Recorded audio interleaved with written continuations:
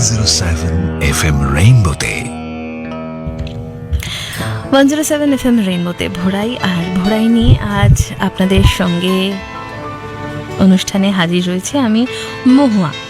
আর ভোরাইয়ে আজ শনিবার, তাই আজ চিঠি পড়ার দিন। সারা মাস জুড়ে আপনারা চিঠি লিখেছেন যোগ সংযোগ এই বিষয়ে, আর যোগ সংযোগ নিয়ে পরের চিঠি আমার হাতে রয়েছে। লিখেছেন সুদীপ্তি মিশ্র হালদার, ফুলবাড়ি থেকে। আচ্ছা, যোগ অর্থে সাধারণত গণিতে আমরা বুঝি দুটি সংখ্যাকে যুক্ত করা। অনেক ক্ষেত্রে যোগ অর্থে মিলন, সম্পর্ক স্থাপন অর্থেও ব্যবহার করি, কিন্তু আজ যে যোগের কথা বলা হচ্ছে তা হচ্ছে আসন, ব্যায়াম, শরীরচর্চা, যা অনুশীলন করলে শরীর এবং মন নমনীয় এবং শক্তিশালী হয়ে ওঠে। মন শান্ত হয়, ধৈর্য বাড়ে। কিন্তু দর্শনে যোগ হলো শরীর এবং মনকে একত্র করা, অর্থাৎ মনোসংযোগ ঘটানো। এটি একটি প্রাচীন ভারতীয় দর্শন।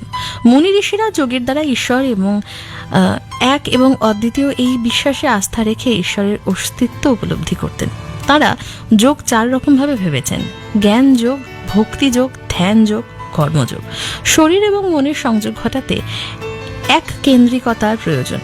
কেউ দু চোখের মাঝে, কেউ নাকের শেষ বিন্দুতে, কেউ নাভিমূলে নির্দিষ্ট করে। আবার অনেকে দূরে কোনো বিন্দুতে কোনো জ্বলন্ত প্রদীপের দিকে তাকিয়েও মন স্থির করে। যেভাবেই হোক না কেন, আসল উদ্দেশ্য মনকে স্থির করা।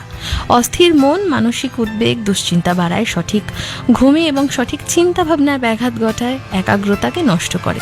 সাধারণত মানুষের ধারণা যোগ ধ্যান এসব অপার্থিব জগতের জন্য। গৃহী সামাজিক মানুষের এসবের প্রয়োজন নেই, কিন্তু বর্তমান জীবনযাত্রায় সামাজিক পরিস্থিতি এবং খাদ্যাভ্যাসের অনেক পরিবর্তন এসছে, তাই মানুষের রোগবালাই অনেক বেশি, প্রতিরোধ ক্ষমতা আগের চেয়ে অনেক কম, বিভিন্ন রোগের প্রাদুর্ভাব ঘটছে। তাই বিশেষজ্ঞদের পরামর্শ অনুযায়ী দৈনন্দিন জীবনে প্রতিটি মানুষকেই যোগাভ্যাসের প্রতি গুরুত্ব দেওয়া প্রয়োজন।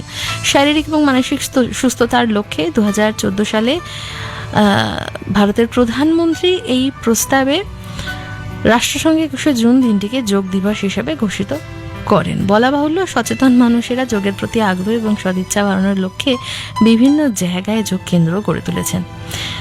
সুস্থ জীবনযাপন মানুষের আয়ত্তের মধ্যে থাকবে এবং সমস্ত কিছুই সম্ভব। সুদীপ্তি মিশ্র হালদার, ফুলবাড়ি থেকে লিখছেন। বাহ, এটা বেশ সুন্দর একটা চিঠি। পরের চিঠি লিখছেন